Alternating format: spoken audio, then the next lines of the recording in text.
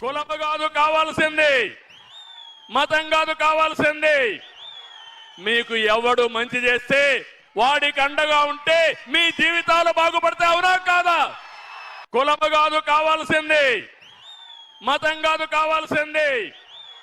మీకు ఎవడు మంచి చేస్తే వాడికి అండగా ఉంటే మీ జీవితాలు బాగుపడితే అవునా కాదా? కులం కాదు కావాల్సింది.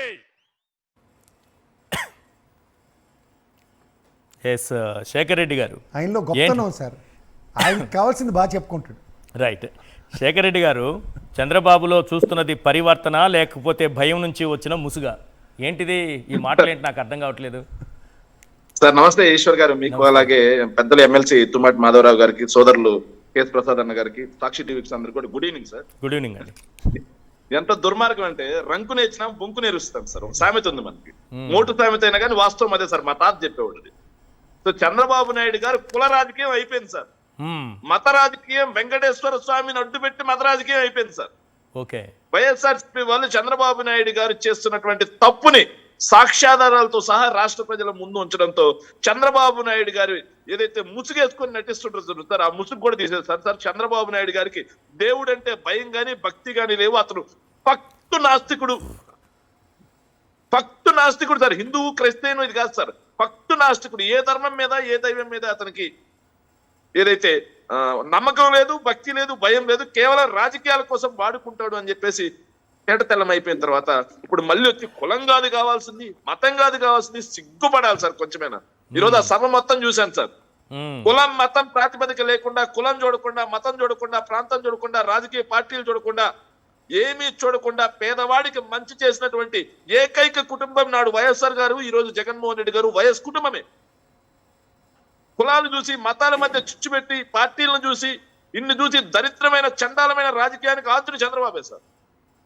ఈ రోజు మత ప్రాతిపదిక దెబ్బతింది. రాష్ట్ర వ్యాప్తంగా ఆ కులాలకి ఈ కులాలు కని లేకుండా, ఆ మతాలకి ఈ మతాలు కని లేకుండా అందరూ చంద్రబాబు నాయుడు గారు చేసి తప్పుడు పనిని చీకొట్టే పరిస్థితి రావడంతో మళ్ళీ ఇప్పుడు కులాలు కాదు కావాల్సింది, మతాలు కాదు కావాల్సింది. ఎంత దిగజారుడు రాజకీయం అంటే సార్, చంద్రబాబు నాయుడు గారు చేసేంత దిగజారుడు రాజకీయం నాకు తెలిసి ప్రపంచ రాజకీయాలు ఎవరు చేస్తారు. జగన్మోహన్ రెడ్డి గారు అధికారంలో ఉన్నప్పుడు ఏ రోజు కూడా నేను మీకు డబ్బులు ఇస్తున్నాను కాబట్టి మీరు నాకు ఓట్లు వేయాలని అనలేదు సార్. ఏ రోజు అనలేదు సార్. సో అయినా సరే జగన్మోహన్ రెడ్డి గారు ఓ మాట చెప్పేవాళ్ళు, మీకింత వేసాను అని చెప్పేసి మాట్లాడుతుంటే, ఏం మీ తల్లి సొమ్ము ఇచ్చావా, మీ అమ్మ మొగుడు సొమ్ము ఇచ్చావా అని చెప్పి మాట్లాడారు సార్. మరి ఈ రోజు మీరెంత డబ్బు తీసుకొని నేను ఎంత ఇస్తుంటే మీరు నాకు వేయకపోతే కృతజ్ఞత ఉండాలి కదా, మీరు మోసం చేయకూడదు నన్ను అని చెప్పేసి మాట్లాడుతా ఉన్నారు సార్. ఇక ఆయన గురించి ఏం మాట్లాడాలి సార్ మనం? ఈ రోజు మాట్లాడిన మాట రేపటికి స్టాండ్ ఉంటుందో ఉండదో తెలియదు సార్. ఇక హైందవ ధర్మం గురించి నేను మాట్లాడదామని వచ్చాను సార్ నిజంగా. సో కాకపోతే సార్, భారత రాజ్యాంగం ప్రకారం భారతదేశం ఒక లౌకిక రాజ్యం సార్. అవును. మత ప్రాతిపదికన రాజకీయ పార్టీలు పెట్టుకోవడం ఏమీ ఉండవు సార్. రాజకీయ పార్టీలు మతాల కోసం పుట్టినవి ఉండవు సార్. కానీ చంద్రబాబు నాయుడు గారు రాష్ట్ర ప్రజల్ని మతాల ముసుగులో ఎట్లా రెచ్చగొడుతున్నాడు, వైఎస్ఆర్ కాంగ్రెస్ పార్టీ మీద మత విద్వేషం ఎలా చిమ్ముతున్నాడు అనేది చూస్తూ మతాల గురించి మాట్లాడాల్సి వస్తుంది సార్. హిందూ ధర్మం గురించి మాట్లాడాల్సి వస్తుంది. లేకపోతే నా హైందవ ధర్మం ఏంటి సార్, నేను ఇంట్లో దేవుడికి పూజ చేసుకుంటా, లేకపోతే గుడికి వెళ్ళి పూజ చేసుకుంటా, పరమత స్నానం పాటిస్తా సార్. హైందవ ధర్మం నాకు చెప్పింది. నేను చదువుకున్న హైందవ ధర్మం అది. కానీ హైందవ ధర్మం కోసం వేరే మతాన్ని ద్వేషించమని లేదు, వేరే మతం కోసం నా మతాన్ని ద్వేషించమని చెప్పి నా మతం చెప్పలేదు సార్. సో ఇక దాని గురించి మాట్లాడాలి సార్. చంద్రబాబు నాయుడు గారు పట్టు నాస్తికుడైనా సరే నిటారుగా నించుని గుక్క తిప్పుకోకుండా, కళ్ళు అర్పకుండా అబద్ధాలు చెప్పడంలో ఆయన మించిన వాడు లేడు సార్. ఆ మించిన దాంట్లో భాగంగా నేను హైందవ ధర్మం, వెంకటేశ్వర స్వామి నా కులదైవం, పొద్దున్నే నిద్ర లేవగానే వెంకటేశ్వర స్వామి 3 నామాలు చూసేవాడిని. ఎప్పుడు సార్ ఆ 3 నామాలు పెట్టింది? దాన్నన్నా నిజం ఒప్పుకోవచ్చు కదా. మీరు తిరుపతి వాస్తవులు సార్, చిత్తూరు వాస్తవులే మీరు కూడా. అవును. 3 నామాలు నారావారిపల్లికి ఎప్పుడు సార్ పెట్టింది కనిపించేటట్టు? ఎప్పుడు సార్ పెట్టింది? అది కూడా అబద్ధమేనా? వెంకటేశ్వర స్వామి మీద మాట్లాడే మాటలు కూడా అబద్ధమేనా? హైదరాబాద్ ఆయన కనిపెట్టాడని చెప్తుండు సార్. ఎంత దుర్మార్గం అంటే సార్, నేను హిందువుని అని చెప్పుకున్నాడు, నేను వెంకటేశ్వర స్వామి నా కులదైవం అని చెప్పుకున్నాడు సార్. ఆయన వెంకటేశ్వర స్వామికి హైందవ ధర్మానికి చేసిందేదో చెప్పాను సార్. నేను చెప్తాను సార్. ఆయన విషయం చెమ్ముతున్నటువంటి వైఎస్ఆర్ గారి కుటుంబం, వైఎస్ జగన్మోహన్ రెడ్డి గారి కంటే ముందు వైఎస్ రాజశేఖర రెడ్డి గారు 5 సంవత్సరాలు ముఖ్యమంత్రిగా ఉన్నారు సార్. ముఖ్యమంత్రిగా ఉండి 2007 జూన్ 2 GOMS నెంబర్ 746 తీసుకొచ్చాడు సార్. తిరుమలకి 333 స్క్వేర్ కిలోమీటర్స్ జిఓఎంఎస్ నెంబర్ 747 తిరుమలలో అన్ని మత ప్రచారం నిషిద్ధం, మాంసాహారం, అదేవిధంగా మద్యపానం, ధూమపానం ఇవన్నీ నిషేధం. సో చంద్రబాబు నాయుడు గారు దానికన్నా 9 సంవత్సరాల ముందున్నాడు సార్ ముఖ్యమంత్రి గారు. మరి ఆ విధంగా ఎందుకు ముందుకెళ్ళలేదు అప్పుడు నాస్తికుడు సార్? ఆ రోజు ఇంకో జీవో కూడా వచ్చింది సార్. ఏంటంటే మనం అది మర్చిపోతున్నాం సార్, ఇంకో కాటన్ కూడా. సో తిరుమలలో ఏదైతే అన్య మతస్థులు ఉద్యోగాలు కూడా చేయడానికి లేదని చెప్పి రాజశేఖర రెడ్డి గారు తీసుకొచ్చారు సార్. మరి దానికంటే ముందు కులదైవం కదా సరేనా వెంకటేశ్వర స్వామి 9 ఏళ్ళు చేశాడు కదా, ఎందుకు తీసుకురాలేదు? ఇక నిరాధారణకు గురైనటువంటి తరిగొండ లక్ష్మీ నరసింహ దేవాలయం, జమ్మలమెడక నరపర వెంకటేశ్వర స్వామి దేవాలయం, కడప గండి ఆంజనేయ దేవాలయం, నగిరి వరదరాజ స్వామి దేవాలయం, కొసునూరి వారిపల్లి ప్రసన్న వెంకటరమణ స్వామి దేవాలయం, తొండమాను శ్రీదేవి భూదేవి సమేత వెంకటేశ్వర స్వామి దేవాలయాలను టీటీడీ పరిధిలోకి తీసుకొచ్చి జీర్ణోద్ధరణ చేసినటువంటి హిందూ ఉద్ధారకుడు వైఎస్ఆర్. ఇక 100 కోట్లతో శ్రీవారి యొక్క ఆనంద నిలడానికి బంగారు తాపడం చేసింది వైఎస్ఆర్ గారు సార్. కళ్యాణమస్తు ప్రోగ్రాం ద్వారా సామూహిక వివాహాలు చేయించి దర్శనం కల్పించినటువంటి గొప్ప సంస్కరణవేత్త వైఎస్ఆర్. దళిత గోవిందం కార్యక్రమాన్ని తీసుకొచ్చి మతం మారిన వాళ్ళని తిరిగి గర్వాపుసి అంటూ హిందూ ధర్మానికి తీసుకొచ్చినటువంటి గొప్ప సంఘ సంస్కర్త ఆయన.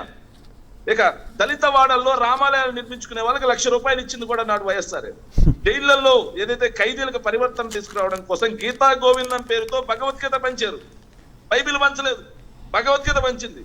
ఇక వేద విశ్వవిద్యాలయం తీసుకొచ్చి వేదాలను తెలుగులోకి అనువాదం తీసుకెళ్లాగా తీసుకొచ్చింది నాడు వైఎస్ఆర్. అర్చకుల జీతాలు 3,000 నుంచి 10,000కు పెంచింది వైఎస్ఆర్. 24,000 గుడులలో ధూపదీప నైవేద్యాల కోసం డబ్బులు ఇచ్చింది కూడా వైఎస్ఆర్. 2008లో శ్రీవారికి 1.5 కేజీల బంగారు దండిచ్చింది వైఎస్ఆర్ గారే. ప్లాస్టిక్ నిషేధం చేసింది ఆయనే. తిరుమల యొక్క లడ్డు పవిత్రతను కాపాడడం కోసం దానికి జిఐ ట్యాగ్ తీసుకొచ్చింది ఆయనే. ఎస్పీబీసీ ఛానల్ తెచ్చింది కూడా ఆయన సార్. ఇవి ఇలా చెప్పుకుంటూ పోతే వైఎస్ఆర్ గారు హిందూ ధర్మానికి వెంకటేశ్వర స్వామికి చేసినవి ఎవరెట్ శిఖరం అంత ఉన్నాయి సార్ చంద్రబాబుతో పోలిస్తే. ఇక ఆయన తనయుడు సార్ జగన్మోహన్ రెడ్డి గారు సార్ నవనీత సేవ కోసం ప్రత్యేక గోశాలలు, అర్చకుల జీతాలు రెట్టింపు, పరకామణి నూతన అత్యాధునిక భవనం ఏర్పాటు, అమరావతి, విశాఖ, భువనేశ్వర్, హైదరాబాద్, జమ్మూ, చెన్నై, అమెరికాలలో టీటీడీ నూతన ఆలయాల ఏర్పాటు, టీటీడీ ఉద్యోగులకు 9,000 ఇళ్ల పట్టాలు, శ్రీవాణి ట్రస్ట్ ద్వారా 2,068 నూతన గుడులు కట్టించారు sir. 2,068 in the span of 5 years 2,068 నూతన హిందూ గుడులు కట్టించారు సార్. ఇక 3 సార్లు విద్వత్ చదువులు జరిగితే ఒకసారి జగన్మోహన్ రెడ్డి గారి హయాంలో, 2 సార్లు వచ్చేసి రాజశేఖర రెడ్డి గారి హయాంలో జరిగేశారు. ఇక చంద్రబాబు నాయుడు గారు కూలగొట్టినటువంటి 42 గుడులను తిరిగి పునర్నిర్మించి జీర్ణోద్ధరణ చేసినటువంటి గొప్ప హిందూ జగన్మోహన్ రెడ్డి. మరి చంద్రబాబు ఏం చేశాడు? చంద్రబాబు నాయుడు కట్టించినటువంటి ఒక గుడి చూపింది తిరుమల తిరుపతి వెంకటేశ్వర స్వామి చంద్రబాబు నాయుడు గారు గుడి చేశారు సార్. ఏం చేశారో చెప్పనా సార్? 1460 సంవత్సరానికి కలిగినటువంటి సాలువ మల్లవరాజు నిర్మించిన 600 సంవత్సరాల చరిత్ర కలిగినటువంటి సన్నిధి వీధికి ముందున్నటువంటి ఏదైతే సన్నిధి వీధికి ముందున్నటువంటి గొల్ల మండపంతో పాటుగా గొల్ల మండపం కూడా కొలగొట్టాలని చూశారు సార్ ఆ రోజు జీవో. సో ఏదైతే 1000 కాల మండపం సార్, ఇంకా దుర్మార్గం ఏంటంటే ఆ రోజు రిజర్వేషన్ నేను చదివాను సార్. చదివితే నా దగ్గర ఉంది, మీకు పంపిస్తాను, రేపు మీరు డిస్ప్లే చేయండి సార్. ఎంత దుర్మార్గం అంటే సార్ గాలిగోపురం లోపల ఊంజల్ సేవా మండపం అని ఒకటి ఉంటుంది సార్. మీకు తెలుసు సార్, స్వామివారు బంగారు ఊయల మీద ఊగుతూ ఉంటారు సార్. అవును, దాన్ని కూడా తీసేయాలని చెప్పేసి ఆ రోజు చేశారు సార్. ఆగమ శాస్త్ర పండితులను ఎవరిని పట్టించుకోకుండా ఊంజల్ సేవా మండపాన్ని కూడా తొలగించారు. అంటే గుడి యొక్క మెయిన్ స్ట్రక్చర్ నే తొలగించడం కోసం చూశారు సార్ చంద్రబాబు నాయుడు గారు. అది తిరుమల తిరుపతి వెంకటేశ్వర స్వామి. ఎస్వీబీసీ ఛానల్ వద్దంటాడు, తిరుమలని 2 కొండలు చేస్తా అంటాడు, తిరుమలలో అన్యమత ప్రచారం చేసుకోవచ్చు అంటాడు. సో పుష్కరాల పేరుతో భక్తులను తొక్కి చంపిస్తాడు. 42 గుళ్ళు సార్. హిందూ అన్నవాడు గుడుకులు కోలగొట్టేస్తాడు సార్. సరే రెన్యువేషన్ పేరుతో కోలగొట్టించారు అనుకో, పక్కన కట్టించాను కదా. కట్టించకపోగా మూల విరాట్లని, ఉత్సవమూర్తులని మున్సిపాలిటీ తొట్లలో వేసి తీసుకెళ్తారా? మున్సిపల్ లారీల్లో పక్కన పడేస్తారా? రైట్. గుడులు ఉన్న చోట మొబైల్ టాయిలెట్లు హిందూ పక్కన పెట్టండి సార్. మనిషి పుట్టుకు పుట్టినాడు ఎవరైనా పెడతారా సార్? Right sir. గుడులు ఉన్న చోట మొబైల్ టాయిలెట్లు పెడతాడా? అది ఆయన హిందూ ధర్మానికి. చంద్రబాబు నాయుడు గారు సార్ అంతకుముందు 9 ఏళ్ళు, మళ్ళీ ఒక 5 ఏళ్ళు, 14 ఏళ్ళు, ఇప్పుడు 2 ఏళ్ళు, 16 సంవత్సరాల ముఖ్యమంత్రిగా ఉండగా ఆయన హిందూ ధర్మానికి చేసింది ఏంటి? రైట్. అదే ఒకసారి మీరు ఎలాగో ఎస్వీబీసీ గురించి చెప్పారు కాబట్టి ఎస్వీబీసీ గురించి ఒకే చిన్న పాయింట్ సార్. ఆయన సొంతూరు నారావారిపల్లిలో ఆయన ఒక గుడి కట్టించాడా? కట్టలేదా? మీకు తెలియదు, తిరుపతి వాళ్ళు కదా. పులివెందులలో వైఎస్ కుటుంబం కట్టించినటువంటి గుళ్ళు ఏంటో నేను చూపిస్తా వరుసగా. రమ్మనండి. చంద్రబాబు నాయుడు గారు సొంత ఊర్లో కూడా కట్టలేదా గుడి? రమ్మనండి. ఇప్పుడే అస్తికుడు అయ్యాడు సార్ ఆయన, ఇప్పుడు కడతాడు. ఆస్తికులయ్యారు. సో అంత భక్తు నాకు సార్. అతనికి దేవుడు ఏముండదు సార్. అధికారం, డబ్బు రెండే పరమావధిగా వెంకటేశ్వర స్వామికైనా పోటీ పడవడానికి సిద్ధంగా ఉన్నటువంటి వ్యక్తి సార్. ఒక్కసారి వెయ్యికాల మండపం, గొల్ల మండపం, ఊంజల్ సేవా మండపం జోలికి వస్తే 2003లో ఏదైతే అప్పుడు వెంకటేశ్వర స్వామి సిగ్నల్ ఇచ్చాడు సార్. సిగ్నల్ ఇచ్చినా మారలేదు సార్. ఇప్పుడు నేరుగా వెంకటేశ్వర స్వామి, ఆయన వెంకటేశ్వర స్వామి జోలికి రాలేదు సార్. వెంకటేశ్వర స్వామి భక్తులకి ప్రీతిప్రాప్తమైనటువంటి లడ్డు జోలికి వచ్చాడు సార్. వెంకటేశ్వర స్వామి గమ్ముకుంటాడా? వెంకటేశ్వర స్వామి కన్నెర చేయడం స్టార్ట్ చేశాడు సార్. సో చంద్రబాబు నాయుడు గారి పాపాలు, అప్పుడైతే శిశుపాలుడు 100 పాపాలు చేసి ఎలా పండాయో, చంద్రబాబు నాయుడు గారి పాపాలు కూడా పండుతూ ఉన్నాయి. వెంకటేశ్వర స్వామి ఆగ్రహాలకు గురయ్యారు కాబట్టి ఈ రోజు ఇలాంటి సన్నివేశాలన్నీ జరుగుతా ఉన్నాయి. రైట్.